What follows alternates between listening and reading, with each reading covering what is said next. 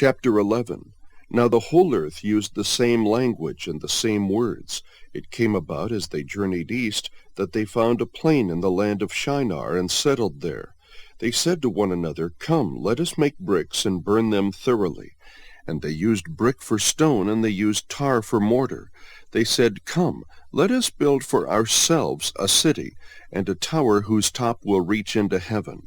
And let us make for ourselves a name, otherwise we will be scattered abroad over the face of the whole earth.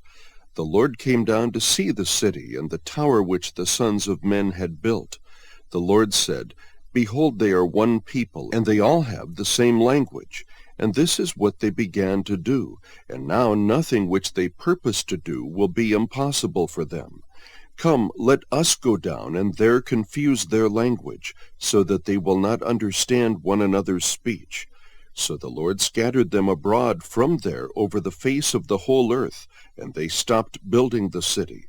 Therefore its name was called Babel, because there the Lord confused the language of the whole earth.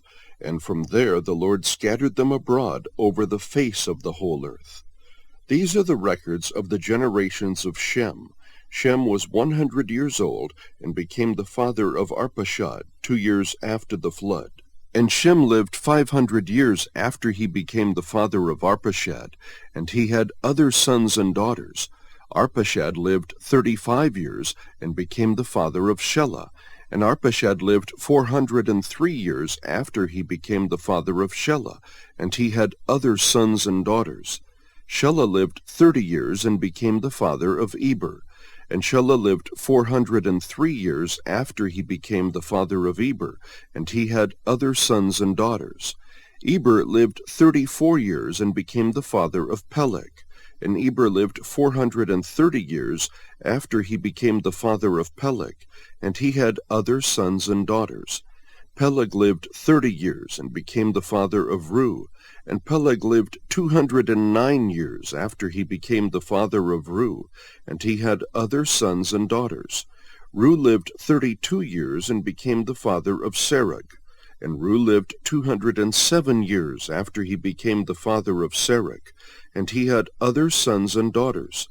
Serug lived 30 years and became the father of Nahor, and Serug lived 200 years after he became the father of Nahor, and he had other sons and daughters.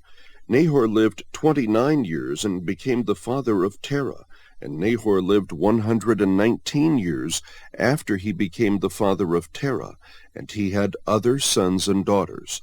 Terah lived 70 years and became the father of Abram, Nahor, and Haran. Now these are the records of the generations of Terah. Terah became the father of Abram, Nahor, and Haran. And Haran became the father of Lot. Haran died in the presence of his father Terah in the land of his birth in Ur of the Chaldeans. Abram and Nahor took wives for themselves. The name of Abram's wife was Sarai, and the name of Nahor's wife was Milcah, the daughter of Haran, the father of Milcah and Iscah. Sarah was barren; she had no child. Terah took Abram his son, and Lot the son of Haran, his grandson, and Sarai his daughter-in-law, his son Abram's wife, and they went out together from Ur of the Chaldeans, in order to enter the land of Canaan, and they went as far as Haran, and settled there. The days of Terah were 205 years, and Terah died in Haran.